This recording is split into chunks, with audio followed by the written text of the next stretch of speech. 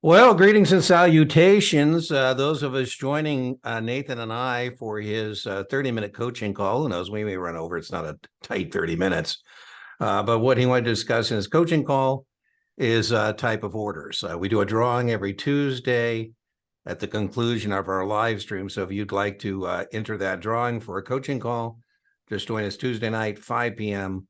Las Vegas time from my fabulous studio in Las Vegas. So let's get started. I think, Nathan, that a lot of people get hung up in thinking there's a zillion types of orders, and there is not. There's only two. They are market orders and they are limit orders. Now, granted, within that category, there's a lot of other qualifiers or contingencies you can add to an order. But again, if you are more interested in execution than you are any other thing, you would just say market order. I want immediate execution, best available price. I'm more interested in getting it now than I am about the price. I'm having a cabin built and I'm having my contractor not understand that I'm not interested in saving a couple bucks if I have to wait 30 days.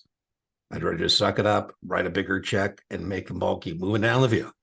So, he's, well, if you wait and you get these panels for 6 weeks from today, and, I go, I don't want the panels next week. I want them right now. So whatever it costs to go get them, that's what I want to do. So immediate execution, best available price.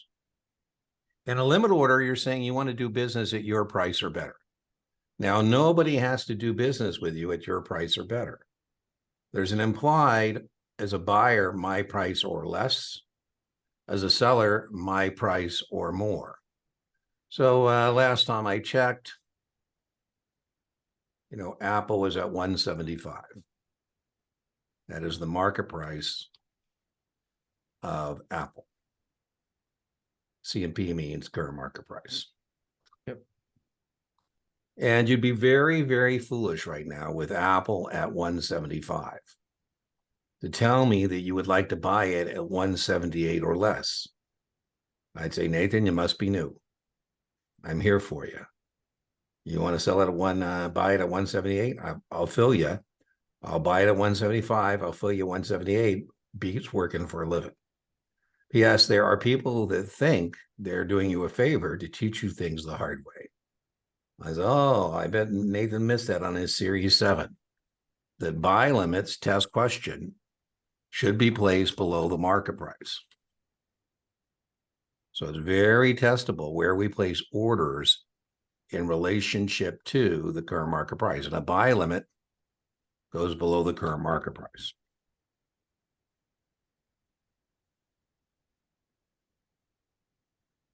I always used to joke, my brokers say, Dean, you buying the office lunch today? I say, I am buying the office lunch on a limit order of $500. And I'm an old school guy. I carry a wad, binder clip with a bunch of $100 bills. So I whip out 5 of them and say, there you go, lunch on me.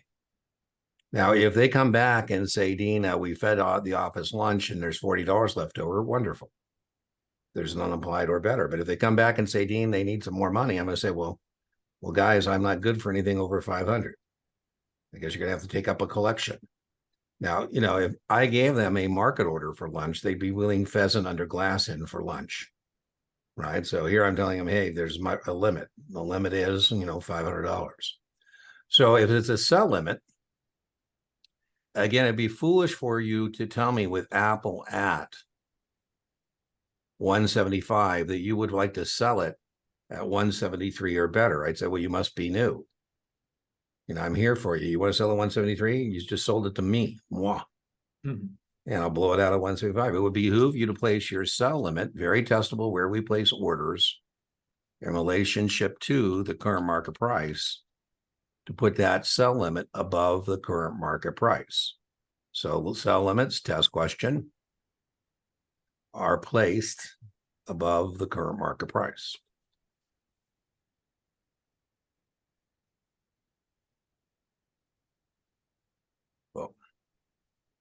And the price is guaranteed. Here, you're more interested in the price than you are execution. If I can't do it for my price or less, then I don't want to do it.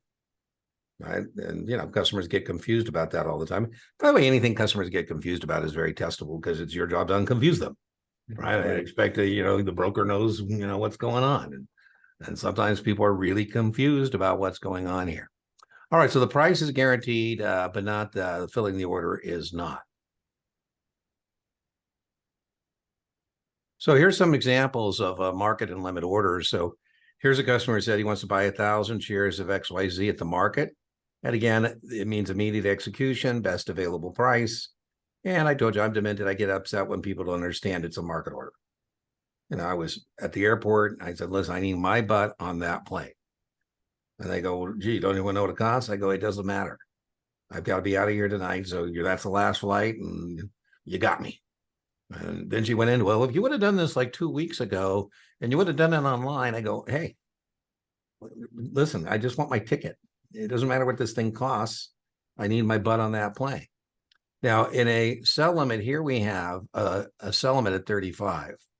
And one thing you should be able to do is interpolate or be able, based on this scenario, to tell me that XYZ must be somewhere between 35 and 30. Right? Because I know that it must be somewhere between there because I know where orders are placed in relationship to the current market price. I know that a sell limit has to be placed above, and therefore I can intuit that XYZ is somewhere below 35. And I know that buy limit is placed below. So I know that it's somewhere in there. We don't know if it's like 31 or 32 or 33, but it's somewhere in between those two numbers. So then I got a quick question Of and course. on like on a sell limit order, that has to get like triggered first, right? Once the price hits, No, you no, know. no. Common mistake. As a tutor, this is a coaching call, not a tutoring session, but as a tutor, I am not concerned, Nathan, when people are confused in ways that a lot of people get confused. I'm more worried about when you're all over the place. I think what you're confusing is a sell limit and buy limit with a stop order. Okay. It's a different thing. So we're going to add another qualifier. Right now we have one qualifier, and the only qualifier is your price or better. Now Okay. we do have, and very testable, we do have stop orders.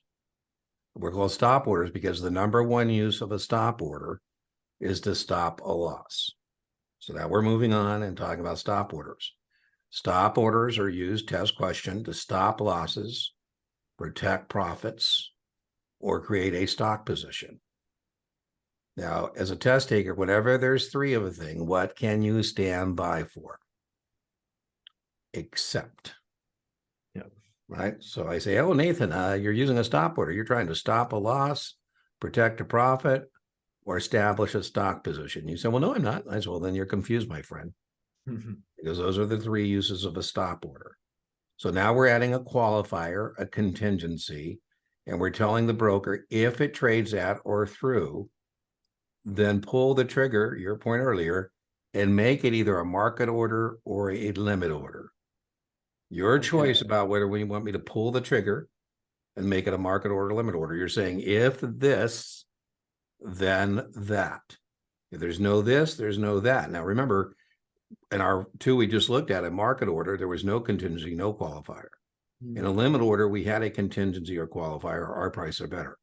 Now we're saying at or through, then I want to either pull the trigger and have a live market order or a live limit order, your choice. I think of a stop order as a suspended order. It may or may not ever become a market or a limit order. So when we pull the trigger, your point, we got to be real careful about this. When it trades out or through, is it becoming a market or limit order? Because the scenarios are going to be different. I'm going to show those to you. I know you're excited. Right? So once we pull the trigger, again, the order may not be triggered. If we're looking at a sequence of trades and there's no trade at or through, well, then it never becomes a live order. Two separate events. Customers get hung up on this all the time. So you say, hey, Dean, I'm watching CNBC, watching the tape, the trades go by, and I saw my trade. I go, Nathan, that wasn't your trade. That was a trade at or through that turned your suspended order into a live order. two separate events. So be careful when we're going through the sequence of trades. Okay. People get hung up. That's my trade. I go, it's not your trade. That is the trade that turned your suspended order, your qualified order into a live order. All right, well, let's look now at some examples of this. So now I got it in test phraseology here. Test phraseology. Investor sells short 100 ABC at 33 and places a buy stop at 35. Very testable. Where we place orders in relationship to the current market price, and buy stops are placed above the current market price. Very testable. We follow the convention here. You told the broker that if it trades at or through 35, then get you out of here. Stop the loss, stop the bleeding at approximately $200. Approximately, because we don't know what the next trade is going to be. Right? Now, there's another thing you could do. Don't be a dumb bear here. Being a dumb bear would just be sell short 133. It expose yourself to unlimited risk. But if you're worried about that price, another kind of arrow in your quiver, so to speak, is to go long a call. That's another way to hedge a short stock position, right? Because you can say, if it, I want to be able to exercise that call contract. All right, test phraseology. Your investor sells 100 ABC short at 33 and places a buy stop at 35. The following trades then occur. The following trades then occur. And so now we're going to go through the sequence of trades, and we're going to see if it ever became a live order. Now, please note, we did follow the convention. No, our buy stop is above the current market price. So now we're watching CNBC. We're watching trades go by. Anything happen at 34.75? No. Remember, we're looking for a trade at or through. On a number line, there's no way to go to 34.99 without going through 35. So we're looking for a trade of 35 or 35.99 or lower. Anything happen at 34.90? We're watching CNBC go by. Anything happen there? No. 34.80, anything happen? Nope. Ding, ding, ding, ding, ding, ding, ding. Now, I just want to warn you, Nathan, that I asked you, do you want to do this free form with a whiteboard? And you said you'd rather do slides, and so we're using slides. And what I would just want to warn you is that on the test, there won't be a little arrow here that says trigger or elected. Right. You have to bring that to the party yourself, right? I wish it said that. Yeah. And then, as we said, two separate events. Yep. Right. So that's not the customer's order. Again, why is it testable? Because customers get confused all the time. Oh, that's my order. It's not your order. This is your order. And the reason there's a question mark there is because we don't know, right? We don't know what the next trade is. If that trade's 34, if that trade's 36, doesn't matter. It's the customer's trade. Now, outside of Series 7 Fantasyland, good news, Nathan, when you pass your Series 7, you get to leave Series 7 Fantasyland. I'm stuck here permanently. No wonder I'm demented. But on the Series 7, that next trade is the customer's trade. In the real world, there might be people ahead of him, but on the test, you would tell me that that's his trade. All right, let's try another one. So we're trying to stop a loss. We said we use these to stop losses, protect profits, or establish a stock position. So I showed you a buy stop. Now I'm showing you a sell stop. Again, very testable. Where we place orders in relationship to the current market price. Very testable. We're following the convention here. An investor buys 100 ABC at 33 and places a sell stop at 30. So I'm telling my broker, if this, then that. This is a contingent order. It may never become a live market order. So we're looking for a trade at or through 30. If this, then that. We followed our convention, and then on the test, let's say the following trades then occur. Right? The same thing now. We got to go through the sequence of trades. And on the test, we got to say, did it ever become a live order? And we said the way we do that is we're looking for a trade at or through. Please note, we did indeed follow the convention. We placed our sell stop below the current market price. Following trades that occur, Nothing happens. Watch CNBC go by. We're looking for trade out of 30. Nothing happens. Nothing happens. Ding, ding, ding, ding, ding, ding, ding, ding. Two separate events. Yeah. That is not the That's customer's right. order. That's the order that turned the suspended order into a market order. And so we don't know what that trade is. Doesn't matter if it's 31, doesn't matter if it's 29. It's the customer's trade. Now, if you're worried about that, another arrow in your quiver that you might have used instead is to buy a put. That's another way to mitigate risk in a long stock position, right? So we bought the stock at 33. We placed a sell stop at 30. You know, part of successful investing is letting your flowers bloom, but more important, pulling your weeds, right? And so here we're saying this thing is a weed. If it goes 30 or lower, I'm out. I want to go home. You know, that's more important than, letting the flower bloom part of that. All right. Well, you say, Dean, I want to make it a limit order. I say, really? That is really foolish, my friend. I understand what you're telling me. You're saying now that if we pull the trigger, you want your price or better. You know, Nathan, the problem with that is right now we only have one contingency. At or through, we go home. Now you're saying at or through, but now you want your price or better. You know, the more contingencies or qualifiers you add to the order, the less likely it is that that order is going to get executed. Right. So now we got to be a little more careful because when we're going through this sequence, he may or may not accept that next trade. Because now the customer is saying, Dean, if it becomes live, I want to turn into a limit order. By the way, it doesn't matter whether it's a buy stop that turns into a market order or a buy stop that turns into perhaps a limit order. Because remember, we're never going to become live. All sell stops are below and all buy stops are above, whether they become market orders or limit orders, that's where they go. And we're going to have a very, very useful memory aid device about where we place orders in relationship to the current market price. All right, so here's a really dumb customer. I'm joking. But, now that I'm not a broker, I can call it as I see it. Buy stop limit. So an investor wants to buy the stock.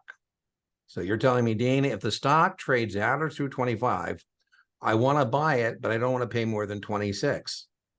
I think that's very foolish, my friend.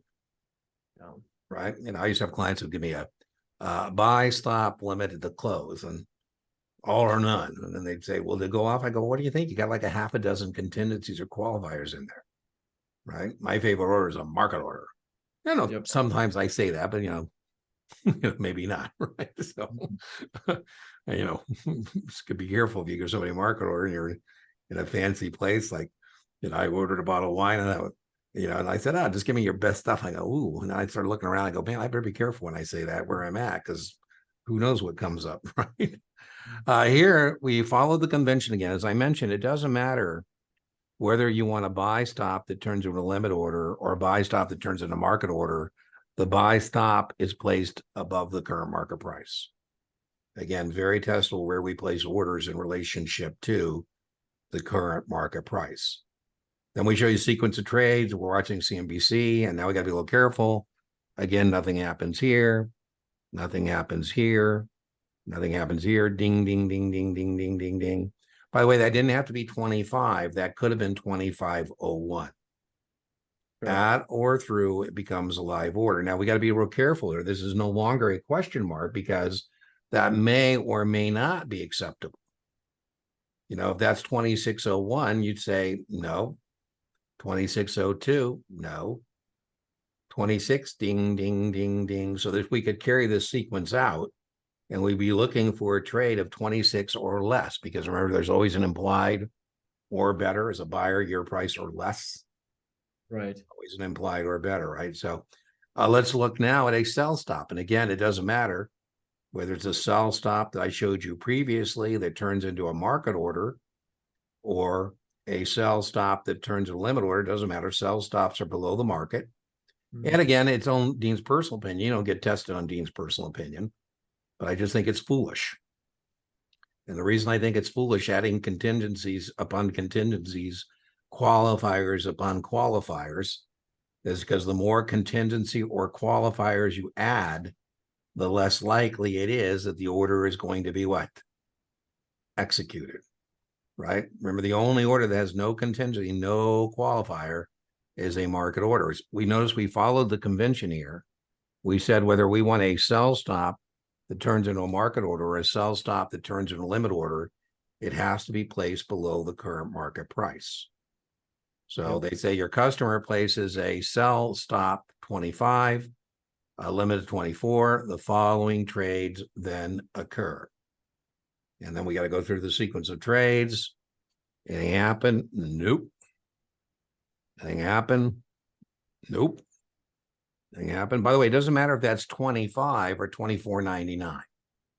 At or through, it becomes a live order. So ding, ding, ding, ding, ding, ding, ding. And now we got to be careful. As a seller, remember his price or more. So if that next trade is 23.99, no execution. 39.97, 24, ding, ding, ding, 24.01, ding, ding, ding. So again, he remember as a seller wants 24 or more. As a buyer, you want your price or less. As a seller, you want your price or more. And again, you would be pleasantly surprised if that happens, right? You say, oh, thank you so much. I can't stress to you how many points this memory aid device is worth. And I'm sure you haven't encountered this, I hope, in this coaching call for the first time. Nope, I've seen this before. All right. So every time, Nathan, I think this thing has been mined for all the potential points you can get from it. I'll do a debrief and say, could I use my slobs over bliss for that? I go, as a matter of fact, you could have. So sometimes when you get like an order kind of a question, you kind of go say, oh, is there a hack available to me? So the slobs over bliss stands for where we place orders in relationship to the current market price. You know, the current market price, let's say of Apple right now is 178. Yep. And so as a seller of Apple, if you want to use a limit order, that sell limit would go above the market. And whether you want to buy stop or buy stop limit, doesn't matter. That's going to be above the market. Now, I'm kind of lazy. And so I don't even know slobs over bliss. I just know bliss. And then I say, well, gee, if it isn't bliss, it must be on the other side. Yep. Right, so buy limits are below and sell stop, again, whether you want to sell stop that turns into a market or sell stop turns a limit, is below. Now, when Apple pays a dividend, Apple pays dividends. The stock is going down on the X date by the amount of the dividend. Right. And so, you know, let's say that here, boom, let's put an order in here. Let's say that I have with my broker a buy stop. Give me a buy limit at 177. So first point, I say, Nathan, so you're telling me that if I can get you Apple today at 177 or less, that you'd want to buy it. You say, yep. I said, well, Nathan, you know that order may or may not ever become live. You know, I had a customer once, he put in a buy limit and it's a Monday and then nothing happened. I called him Tuesday. I said, would you like to relimit that? Re-enter it. And, you know, we re-entered it. Wednesday, I called him, re-enter. Thursday, I called him, he goes, damn, Dean, why are you bothering me every day? I said, well, test question, all orders are considered day orders. And so if nothing happens today, Nathan, we're starting fresh tomorrow. And that's why I keep bothering you. I said, Nathan, if you don't want me to bother you, why don't you just make it a buy limit GTC? Good till cancel, and then I won't be checking in with you. He said, oh, let's do that, Dean. I go, wonderful, right? So now it's a buy limit GTC, good till cancel. I say, Nathan, one thing you might want to consider is an alternative to a buy limit order. I mean, you're telling me you want to get it at your price or better. What if I told you that somebody would pay you hundreds of dollars to do what you say you want to do, which is buy Apple? You know, Nathan, what I might want to do is get you approved to sell puts. You know, if we sell an Apple 180 put,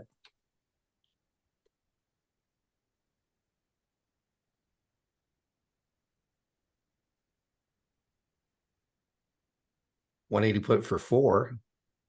You say, well, Dean, it's in the money. I go, absolutely, because we want to get exercised. Right. 'Cause you can We buy want it. somebody to stick it to us, right? Somebody sticks it to us at 180. We go, well, thank you so much. I wanted the Apple anyways.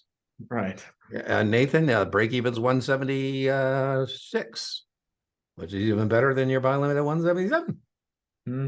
And you say, what if it's 180 or higher? I said, well, then put expires. We keep the money for $400.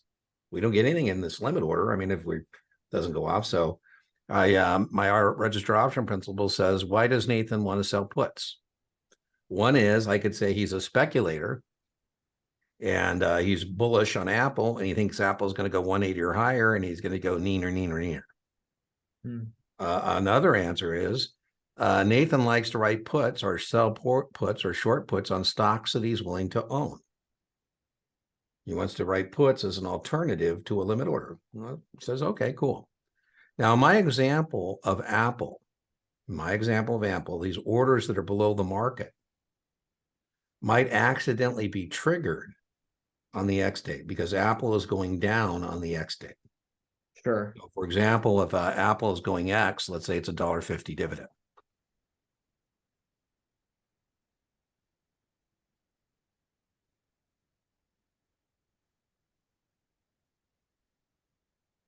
We would expect Apple to open up at 176.5, right? We would expect on the X date that it's going to go down by that. Now, by the way, I'm not being facetious. I'm terrible with arithmetic, so I'm grabbing my calculator because God knows I don't want to make a arithmetic mistake that could cause me to miss a question when it's just basic math.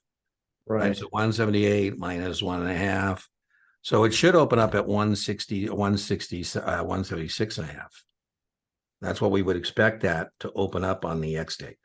And as you can see, if we didn't adjust orders below the market, there's no way that an order above the market can be triggered because the stock is coming down based on the X date. So we don't have to worry about adjusting slobs because there's no way they would be accidentally be triggered. But as you can see here, if we didn't adjust test question orders below the market, they might accidentally get triggered. Sure. So very testable, know that buy limits and sell stops are going to be adjusted for the X date. So your buy limit at 177 is now minus 1.5 is going to become a buy limit minus 1.5. We're going to adjust that at 175.5. So we're going to move that down. We're going to adjust that for that dividend. And that way it doesn't accidentally get triggered.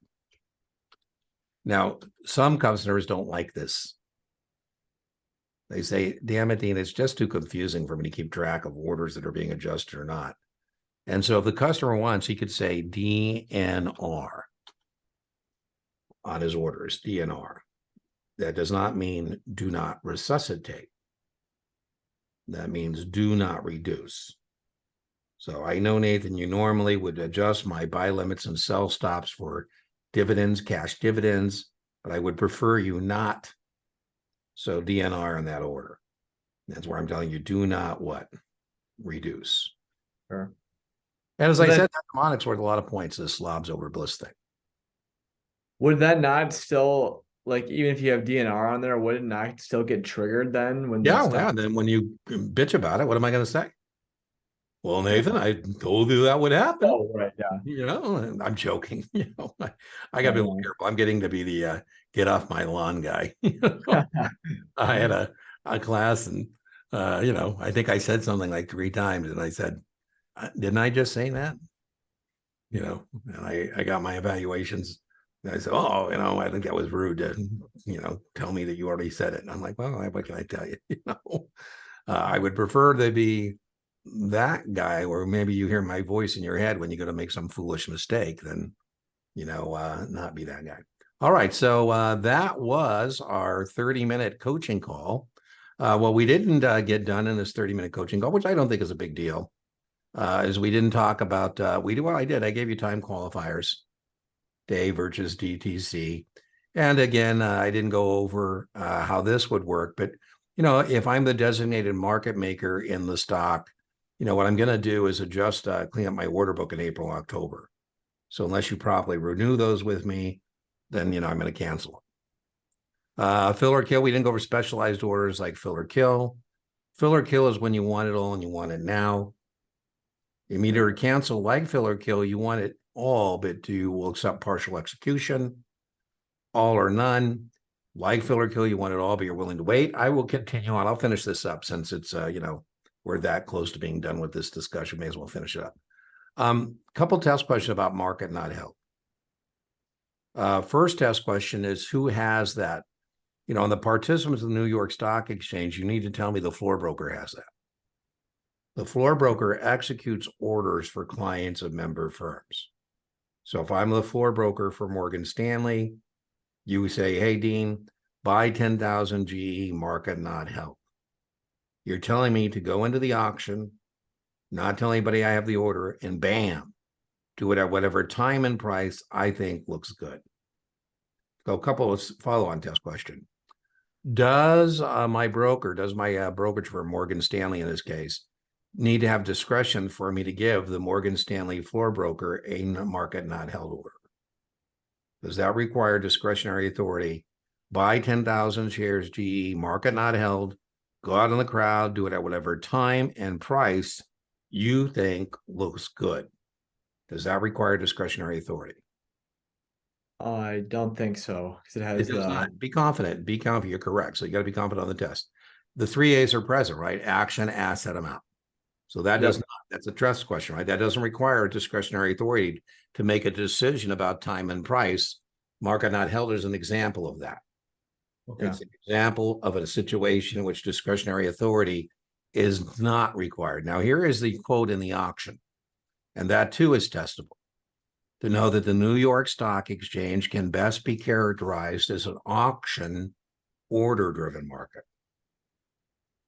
So what we're looking at here is a quote in the double auction, buyers and sellers. I find eBay to be kind of boring because it's a single-sided market. All there is sellers.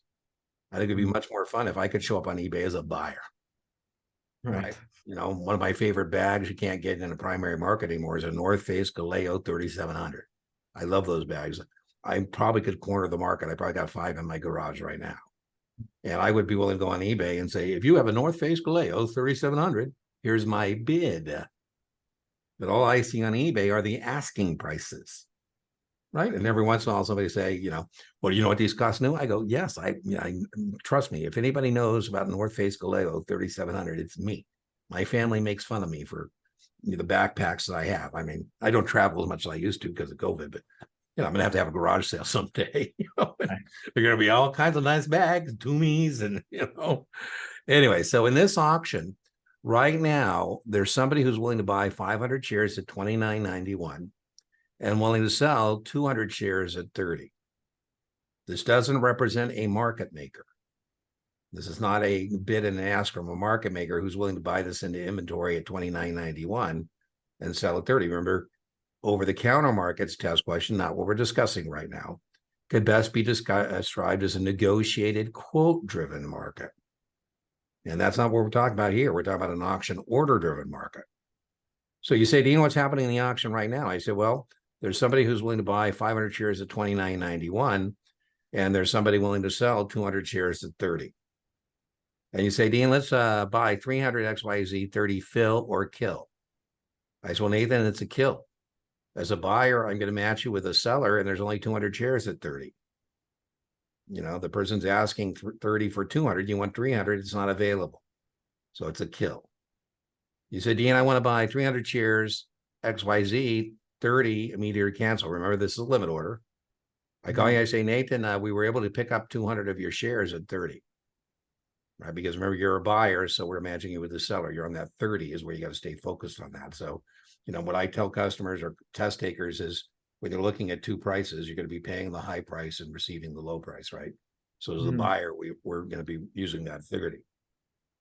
So you get 200 shares. You call me, say, hey, Dean, what's going on my 300 shares, all or none? I say, well, remember, you said you want it all. Right now, there's only 200, so it's still working. We're hoping maybe another 100 shares shows up there. If another person says they're willing to sell 100 shares at 30, that'd be the total of 3, and then you get filled. But right now, there's only 2, but you said you were willing to wait. And so right now, nothing is happening, right? So that is a testable distinction in terms of what happens using fill or kill, immediate cancel, or all or not. All right. So in the over-the-counter market, that would be much, much different about how that would work. And that's where we ask you about, the bid and the ask, and don't back away from quotes, and level 1 and level 2 and level 3, that NASDAQ, that would be the transition.